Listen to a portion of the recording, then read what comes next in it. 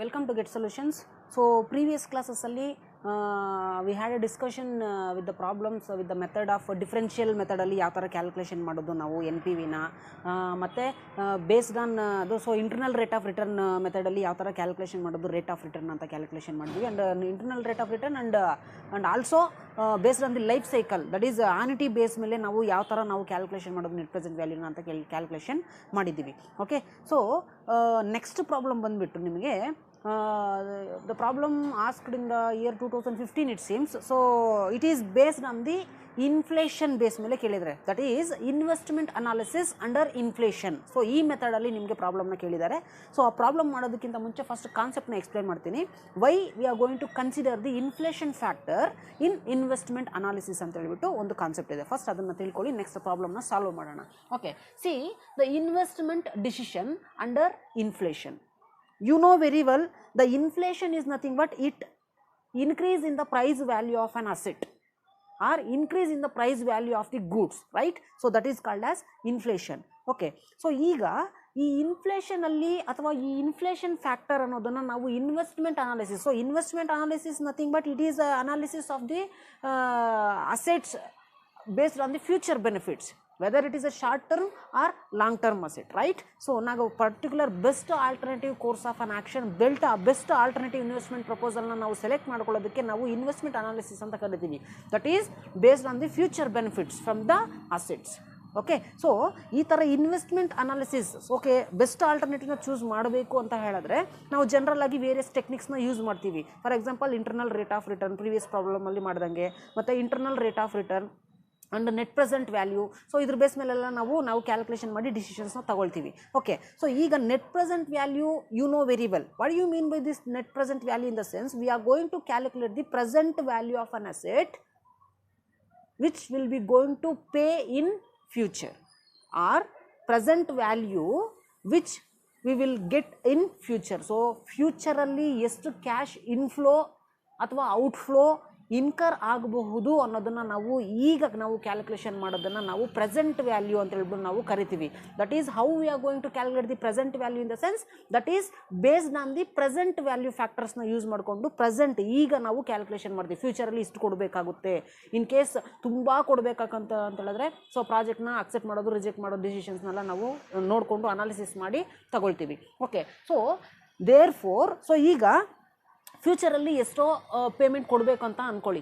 Okay, so for example sudden ಆಗಿ inflation affect ಆಗೋಗುತ್ತೆ. So ಆಗ ಡಿಸಿಷನ್ಸಲ್ಲಿ ಬಯಾಸ್ ಆಗುತ್ತೆ, ಅಂದರೆ ಕರೆಕ್ಟಾಗಿ ಡಿಸಿಷನ್ ತಗೊಳ್ಳೋದಕ್ಕೆ ಈ ಇನ್ಫ್ಲೇಷನ್ ಫ್ಯಾಕ್ಟರ್ ಅಫೆಕ್ಟ್ ಆಗುತ್ತೆ. ಓಕೆ, ಸೊ ಈ ಥರ ನಾವು ಇನ್ಫ್ಲೇಷನ್ ಫ್ಯಾಕ್ಟರ್ ಅಫೆಕ್ಟ್ ಆಗುತ್ತೆ ಅನ್ನೋದನ್ನು ನಾವು ಏನಾದರೂ ಇನ್ವೆಸ್ಟ್ಮೆಂಟ್ ಅನಾಲಿಸಿಸಲ್ಲಿ ಕನ್ಸಿಡರ್ ಮಾಡಿಲ್ಲ ಅಂತ ಹೇಳಿದ್ರೆ ಸೊ ಡಿಸಿಷನ್ಸಲ್ಲಿ ರಾಂಗ್ ಆಗುತ್ತೆ ಮತ್ತು ಇನ್ವೆಸ್ಟ್ಮೆಂಟ್ ಅನಾಲಿಸಿಸ್ ರಾಂಗ್ ಆಗಿ ಚೂಸ್ ಮಾಡಬಹುದು ಅನ್ನೋದಕ್ಕೆ ನಾವು we have to consider this inflation factor while investment decision analysis.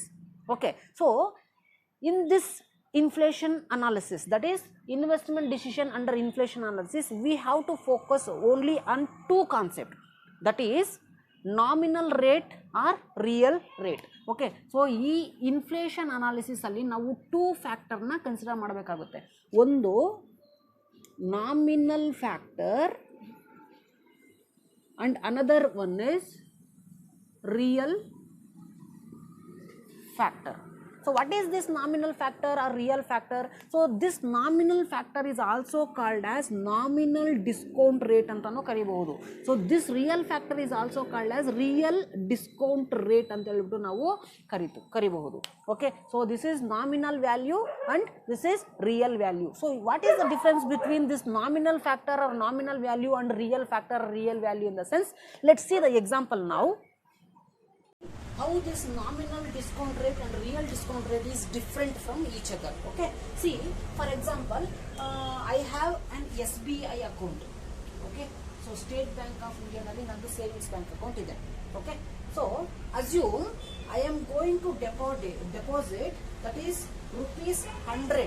So 100 rupees nanu SBI account alli nanu save ಮಾಡ್ತೀನಿ. That is for 1 year. So 1 year ಗೆ ನಾನು save ಮಾಡ್ತೀನಿ. And also SBI, that is bank, that is State Bank of India, agree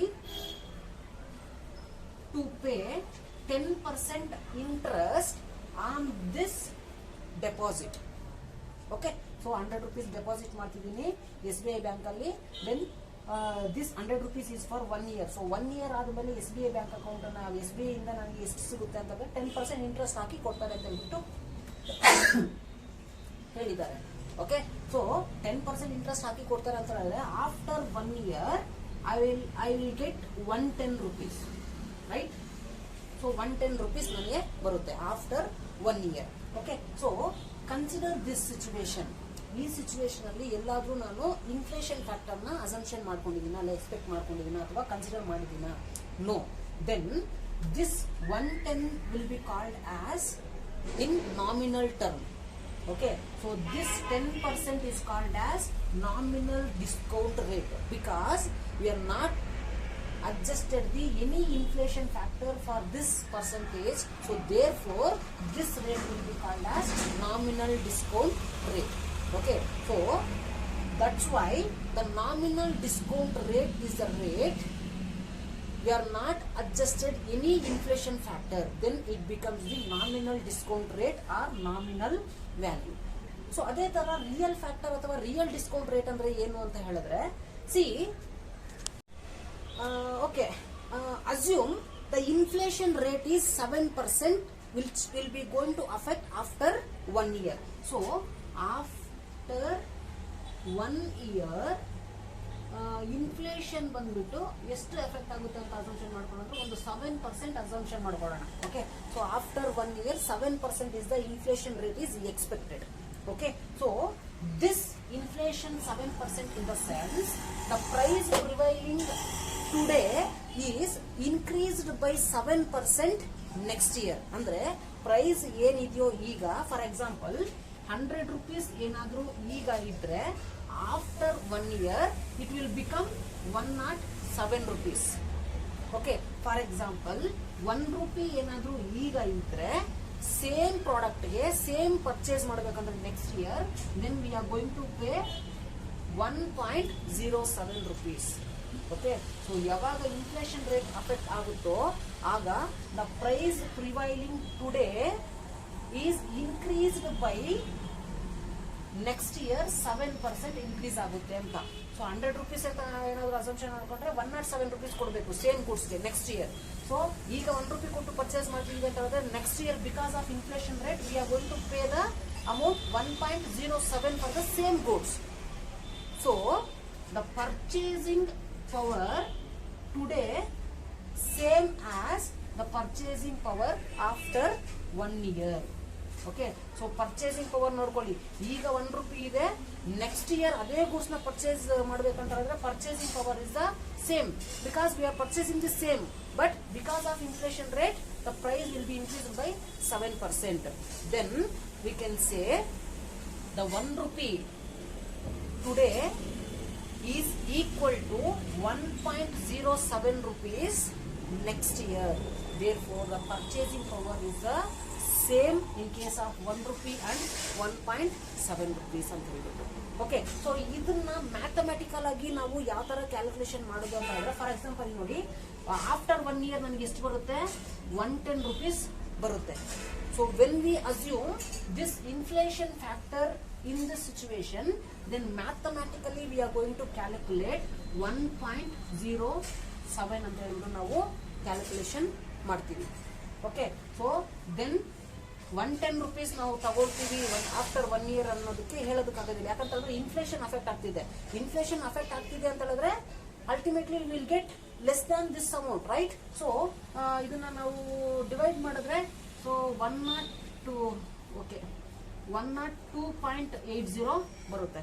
okay. So then the 102.80 this is the inflated value, this is the real value. At present 102 rupees 0.80 rupees present ಇದೆ ಅಂತ ಹೇಳಿದ್ರೆ after 1 year ಎಷ್ಟಾಗಿರುತ್ತೆ? ಅದು 110 rupees ಅಂತ ಹೇಳ್ಬಿಟ್ಟು. Then this 102.80 is same after 1 year 110 rupees. So ಅದಕ್ಕೆ ಈ ತರ real values ಅಂದ್ರೆ ಇನ್ಫ್ಲೇಷನ್ ವ್ಯಾಲ್ಯೂಸ್ ನ ನಾವು ಅಥವಾ ನಾಮಿನಲ್ ವ್ಯಾಲ್ಯೂಸ್ ನ ನಾವು ಕನ್ಸಿಡರೇಷನ್ ಮಾಡಿಲ್ಲ ಅಂತ ಹೇಳಿದ್ರೆ ಡಿಸಿಷನ್ಸ್ ಅಲ್ಲಿ ರಾಂಗ್ ಆಗೋ ಚಾನ್ಸಸ್ ಇರುತ್ತೆ. So there we have to consider the inflation factor. Y means the inflation rate is expected, right? And also the real rate is also expected. So in future or at present that the inflation, the expected and the real value is different from the expected value. So ಈ ಎಲ್ಲ expectation ಇರೋದ್ರಿಂದ ನಾವು consideration ಮಾಡಬೇಕಾಗುತ್ತೆ problem ಅಲ್ಲಿ ಏನಾದರೂ ಕೊಟ್ಟಾಗ. Okay, so ಇದನ್ನ mathematical ಆಗಿ ನಾವು ಕ್ಯಾಲ್ಕುಲೇಷನ್ ಈ ತರ ಜನರಲ್ ಆಗಿ ನಾವು ಕಾಂಪೌಂಡೆಡ್ ವ್ಯಾಲ್ಯೂ ಬೇಸ್ ಮೇಲೆ ನಾವು ಕ್ಯಾಲ್ಕುಲೇಷನ್ ಮಾಡ್ತೀವಿ. ನಿಮಗೆ ಟೇಬಲ್ ಅಲ್ಲೂ ಅಷ್ಟೇ ಈ 1 ರೂಪಿಗೆ ಕನ್ವರ್ಟ್ ಮಾಡಿ ಟೇಬಲ್ ಅಲ್ಲಿ ಕೊಟ್ಟಿರ್ತಾರೆ. ಇನ್ಫ್ಲೇಷನ್ ವ್ಯಾಲ್ಯೂ 7% ಕೊಟ್ಟಿದ್ರೆ ಈ ತರ ಕೊಟ್ಕೊಂಡು ಹೋಗ್ತಾರೆ ಎಲ್ಲ ಇಯರ್ಗೂ. ಓಕೆ, ಸೊ ಇನ್ಫ್ಲೇಷನ್ ರೇಟ್ಸ್ ಅದ್ರ ಬೇಸ್ ಮೇಲೆ ನಾವು ಕ್ಯಾಲ್ಕುಲೇಷನ್ ಮಾಡ್ಕೋಬೇಕು, same as present value factor. So ಅದು ಪ್ರಾಬ್ಲಮ್ ಮಾಡಿಸಿದಾಗ ನಿಮಗೆ ಕ್ಲಿಯರ್ ಆಗಿ ಅರ್ಥ ಆಗುತ್ತೆ.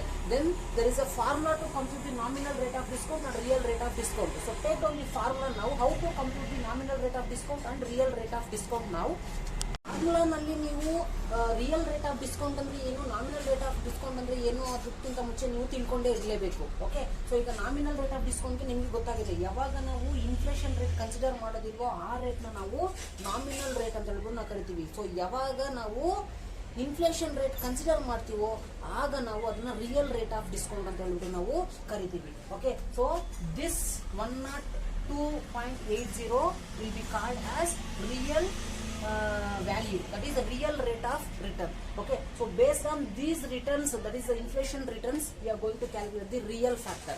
Okay, so ಈಗ real rate of discount ಮತ್ತೆ nominal rate of discount calculation ಮಾಡೋದಕ್ಕೆ ಸಪರೇಟ್ ಫಾರ್ಮುಲಾನೇ ಇದೆ.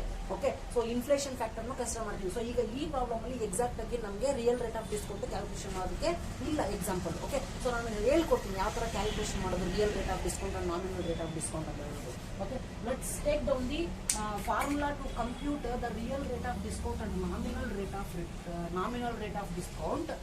See, nominal rate of discount ಯಾವ ತರ ಕ್ಯಾಲ್ಕುಲೇಷನ್ ಮಾಡೋದು ಅಂತಂದ್ರೆ n is equal to 1 plus r into 1 plus I minus 1. ಇದು ನಾಮಿನಲ್ ರೇಟ್ ಆಫ್ ಡಿಸ್ಕೌಂಟ್ ನ ಕ್ಯಾಲ್ಕುಲೇಷನ್ ಮಾಡೋದು.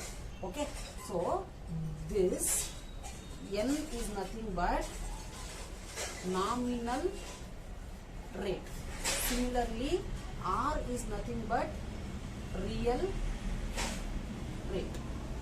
Okay, next I is nothing but inflation rate. Okay, so ಯಾವಾಗ ನಾವು nominal rate calculation ಮಾಡಿದೀವೋ ಆಗ ನಾವು ಇದನ್ನ ಸಬ್ಸ್ಟಿಟ್ಯೂಟ್ ಮಾಡ್ತೀವಿ.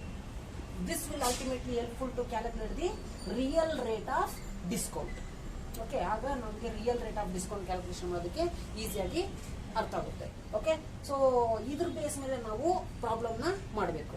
So just you have to take down the nominal rate formula and real rate formula. So ನಿಮಗೆ nominal rate calculation ಮಾಡಿದ್ದೀವಿ ಅಂತ ಹೇಳಿದ್ರೆ ಜನರಲ್ ಆಗಿ ನೀವು ರಿಯಲ್ ರೇಟ್ನ ಸಬ್ಸ್ಟಿಟ್ಯೂಟ್ ಮಾಡ್ಕೋಬಹುದು. ಯಾಕಂದ್ರೆ ನಾಮಿನಲ್ ರೇಟ್ ಕ್ಯಾಲ್ಕುಲೇಷನ್ ಮಾಡಿ ಹೆಂಗಂತ ಇಲ್ಲಿ ತಗೊಂಡು ಮಾಡ್ತೀವಿ. ಇನ್ ಕೇಸ್ ಏನಾದರೂ ನಾಮಿನಲ್ ರೇಟ್ ಕೊಟ್ಟಿದ್ರೆ ನಾವು ಸಬ್ಸ್ಟಿಟ್ಯೂಟ್ ಮಾಡ್ತೀವಿ, ದಟ್ಸ್ ಇಟ್. ಓಕೆ, ಸೊ ಒಂದು ಫಾರ್ಮುಲಾ ಗೊತ್ತಿದ್ರೆ ನಿಮಗೆ ಸಾಕು. ಓಕೆ, ಸೊ ಇಲ್ಲ ಅಂತ ಹೇಳಿದ್ರೆ ನಿಮ್ಗೆ ಇನ್ನೂ ಒಂದು ಫಾರ್ಮುಲಾ ಬೇಕು ಅಂತ ಹೇಳಿದ್ರೆ real rate of discount calculation ಮಾಡೋದಕ್ಕೆ take down, that is the real rate of discount is calculated based on 1 plus n divided by 1 plus I minus 1. So this is the actual formula to compute the real rate of return, that is 1 plus n divided by 1 plus I minus 1. Okay, so ಇದೇ formula base ಮೇಲೆ ನೀವು ಇಟ್ಕೊಂಡು ನೀವು calculation ಮಾಡ್ಬೋದು ಅಥವಾ ಇದೇ ತರ ನೀವು ಸಿಂಪ್ಲಿಫಿಕೇಶನ್ ಮಾಡ್ಕೋಬಹುದು. ಸಿಂಪ್ಲಿಫಿಕೇಶನ್ ಮಾಡಿದ್ರೆ ಇದೇ ತರನ ಬರೋದು. ಓಕೆ, ಸೊ ನಿಮ್ಗೆ ಯಾವ್ದು ಈಸಿ ಅನ್ಸುತ್ತೋ ಅದ್ರ ಬೇಸ್ ಮೇಲೆ ನೀವು ಮಾಡ್ತಾ ಹೋಗಿ. So I think this is the better formula. Okay, so let's try these formulas in calculation. ನೀವು ಕ್ಯಾಲ್ಕುಲೇಷನ್ ಮಾಡುವಾಗ ಎರಡು ಮೆಥಡ್ ಅಲ್ಲಿ ಮಾಡಿ ನೋಡಿ. Okay, no issues. Okay, let's take down the formula to compute and consider the nominal rate of discount and real rate of discount. And but you have to keep it in mind, nominal rate excludes the inflation adjustment, real rate includes the inflation adjustment. Okay, so nominal rate ಅಲ್ಲಿ nominal values ನ calculation ಮಾಡ್ತೀವಿ, real rate ಅಲ್ಲಿ real values ನ ನಾವು calculation ಮಾಡ್ತೀವಿ. ಅದನ್ನ ಯಾವ ತರ ಅಂತ ಹೇಳ್ಬಿಟ್ಟು ನಾನು ಪ್ರಾಬ್ಲಮ್ ಮಾಡಿದಾಗ ನಿಮಗೆ ಎಕ್ಸ್ಪ್ಲೈನ್ ಮಾಡ್ಕೊಡ್ತೀನಿ. Just take down the nominal rate of discount and real rate of discount. Example ಅಲ್ಲಿ ನಿಮಗೆ ನಾಮಿನಲ್ ವ್ಯಾಲ್ಯೂ ಅಥವಾ ಡಿಸ್ಕೌಂಟ್ ರೇಟ್ ಆಫ್ ರಿಟರ್ನ್ ಅಂತ ಹೇಳ್ಬಿಟ್ಟು, ಅಂದ್ರೆ ನಾಮಿನಲ್ ವ್ಯಾಲ್ಯೂ ಅಂದ್ರೆ ಏನು, ಡಿಸ್ಕೌಂಟ್ ರೇಟ್ ಆಫ್ ರಿಟರ್ನ್ ಅಂತ ಹೇಳಿದ್ರೆ ಏನು ಅಂತ ಹೇಳ್ಬಿಟ್ಟು ನಾನು ಹೇಳಿದ್ದೆ. Okay, so the nominal value is nothing but it excludes the inflation adjustment, and real rate of discount is nothing but it consider the inflation rate. ಅಂತ ಹೇಳ್ಬಿಟ್ಟು ಹೇಳಿದ್ದೆ. ಓಕೆ, ಸೊ ಯಾವ ಥರ ಈ ಇನ್ಫ್ಲೇಷನ್ ಅನ್ನೋದಕ್ಕೆ ನಾನೊಂದು ಎಕ್ಸಾಂಪಲ್ ಕೊಟ್ಟಿದ್ದೆ. ಓಕೆ, ಸೊ ಈಗ 100 ರೂಪೀಸ್ ಕೊಟ್ಟು ಏನಾದರೂ ನಾವು ಪರ್ಚೇಸ್ ಮಾಡಿದ್ದೀವಿ ಅಂತ ಹೇಳಿದ್ರೆ, ಇಫ್ ಇನ್ ಕೇಸ್ ಇನ್ಫ್ಲೇಷನ್ ಏನಾದರೂ ಅಫೆಕ್ಟ್ ಆದರೆ, ಫಾರ್ ಎಕ್ಸಾಂಪಲ್ 7% ಅಂತ ಹೇಳ್ಬಿಟ್ಟು ಕೊಟ್ಟಿದ್ದೆ ಎಕ್ಸಾಂಪಲ್ ಅಲ್ಲಿ, ರೈಟ್? ಓಕೆ, 7% ಏನಾದರೂ ಇನ್ಫ್ಲೇಷನ್ ಅಫೆಕ್ಟ್ ಆಗ್ತಿದೆ ಅಂತ ಹೇಳಿದ್ರೆ ಆಫ್ಟರ್ 1 ಇಯರ್, ಸೊ 100 ರೂಪೀಸ್ ಕೊಟ್ಟು ಏನು ಇವಾಗ ಪರ್ಚೇಸ್ ಮಾಡ್ತಿದ್ದೀವೋ ಅದನ್ನ ನಾವು 107 ರೂಪೀಸ್ ಕೊಟ್ಟು ಪರ್ಚೇಸ್ ಮಾಡಬೇಕು after 1 year, that the same product, right? So ಅದೇ ತರ 1 ರೂಪಿ ಏನಾದರೂ ಈಗ ಇದ್ರೆ ವ್ಯಾಲ್ಯೂ ಒಂದು ಗೂಡ್ಸ್ದು, so next 1 year inflation affect ಆಗ್ತಿದೆ ಅನ್ನೋದಕ್ಕೆ 7% ಅಫೆಕ್ಟ್ ಆಗ್ತಿದೆ ಅಂತ ಹೇಳಿದ್ರೆ 1.07 ರೂಪೀಸ್ ನಾವು ಕೊಟ್ಟು ಸೇಮ್ ಪ್ರಾಡಕ್ಟ್ ನ ಆಫ್ಟರ್ 1 ಇಯರ್ ಪರ್ಚೇಸ್ ಮಾಡಬೇಕು, ರೈಟ್? ಸೊ ಈಗ ನಿಮ್ಗೆ ಟೇಬಲ್ ಅಲ್ಲಿ based on 1 rupee value base ಮೇಲೆ ನಿಮಗೆ ಕೊಟ್ಟಿರ್ತಾರೆ. ಓಕೆ, ಸೊ ಈಗ ಈ ಟೇಬಲ್ ಅಲ್ಲಿ ನೋಡಿ, ಎಕ್ಸಾಂಪಲ್ ಅಲ್ಲಿ ನಾವು 7% ಅಂತ ಕನ್ಸಿಡರ್ ಮಾಡಿದ್ವಲ್ಲ, ಸೊ ಇಲ್ಲೂ 7% ತಗೊಳ್ಳೋಣ. ಸೊ ಇನ್ಫ್ಲೇಷನ್ ನೋಡಿ, ಇನ್ಫ್ಲೇಷನ್ ರೇಟ್ಸ್ ಏನಾದರೂ ಪ್ರಾಬ್ಲಮ್ ಅಲ್ಲಿ ಕೊಟ್ರೆ ಯಾವ ತರ ಕನ್ಸಿಡರ್ ಮಾಡೋದು ಅಂತ ಹೇಳ್ಬಿಟ್ಟು. ಓಕೆ, ಸೊ ನೋಡಿ ಇಲ್ಲಿ 7% ನಾವು ಕನ್ಸಿಡರೇಷನ್ ಮಾಡಿದ್ವಿ ಅಲ್ವಾ? ಸೊ 7% ಕನ್ಸಿಡರೇಷನ್ ಮಾಡಿದ್ದಾಗ, so first year inflation rate ನೋಡಿ 1.07. So second year inflation rate 1.1449. next third year inflation rate 1.2250. next 1.3108. so ಈ ವ್ಯಾಲ್ಯೂಸ್ ನಾವೇನಾದ್ರೂ ಹಾಕೊಂಡು ಕ್ಯಾಲ್ಕುಲೇಷನ್ ಮಾಡಿದ್ರೆ, if in case in order to calculate the real value, then we will get the real values. Okay, so real factors ನ ಹಾಕೊಂಡು ನಾವು real values ನ calculation ಮಾಡ್ತೀವಿ. Present value factors ನ ಕ್ಯಾಲ್ಕುಲೇಷನ್ ಮಾಡ್ಕೋಬೇಕಂದ್ರೆ ಪ್ರೆಸೆಂಟ್ ವ್ಯಾಲ್ಯೂ ಫ್ಯಾಕ್ಟರ್ಸ್ ನ ಹಾಕೊಳ್ತೀವಿ. Okay, so same ಯಾವ ತರ ಪ್ರೆಸೆಂಟ್ ವ್ಯಾಲ್ಯೂ ಫ್ಯಾಕ್ಟರ್ಸ್ ನ ಅಪ್ಲೈ ಮಾಡ್ತೀವಿ ಅದೇ ತರನೇ ಕ್ಯಾಲ್ಕುಲೇಷನ್ ಮಾಡ್ತೀವಿ. ಸೊ ಒಂದು ಪ್ರಾಬ್ಲಮ್ ಮಾಡಿದಾಗ ನಿಮಗೆ ಕ್ಲಿಯರ್ ಆಗಿ ಅರ್ಥ ಆಗುತ್ತೆ. Just you have to see this, that's it. Okay, ನಿಮಗೆ ಡಿಸ್ಕ್ರಿಪ್ಷನ್ ಅಲ್ಲಿ present value factors and compounded factors and annuity ಫ್ಯಾಕ್ಟರ್ಸ್ದು ಟೇಬಲ್ಸ್ದು ಡಿಸ್ಕ್ರಿಪ್ಷನ್ ಕೊಟ್ಟಿದ್ದೀನಿ. ಡಿಸ್ಕ್ರಿಪ್ಷನಲ್ಲಿ ಲಿಂಕ್ ಕೊಟ್ಟಿದ್ದೀನಿ. ಆ ಲಿಂಕ್ನ ಕ್ಲಿಕ್ ಮಾಡಿದ್ರೆ ನೀವು ಡೌನ್ಲೋಡ್ ಮಾಡ್ಕೋಬೋದು ಟೇಬಲ್ಲು. ಓಕೆ, ಸೊ ಇನ್ಫ್ಲೇಷನ್ ಮಾಡೋದಕ್ಕೆ ಅಂದರೆ ಇನ್ಫ್ಲೇಷನ್ ರೇಟ್ಸ್ ಏನಾದರೂ ಕೊಟ್ಟಾಗ ಯಾವ ಟೇಬಲ್ನ ನೋಡ್ಕೋಬೇಕು, ಓಕೆ, ಸೊ ಪ್ರೆಸೆಂಟ್ ವ್ಯಾಲ್ಯೂ ಫ್ಯಾಕ್ಟರ್ಸ್ನ ಕೊಟ್ಟಾಗ ಯಾವ ಟೇಬಲ್ನ ನೋಡ್ಕೋಬೇಕು ಅಂತ ಹೇಳ್ಬಿಟ್ಟು ಮೆನ್ಷನ್ ಮಾಡಿದ್ದೀನಿ. ಆ ಲಿಂಕ್ನ ಕ್ಲಿಕ್ ಮಾಡಿ just you have to download that. Okay, so it will be helpful for the future problems. Okay.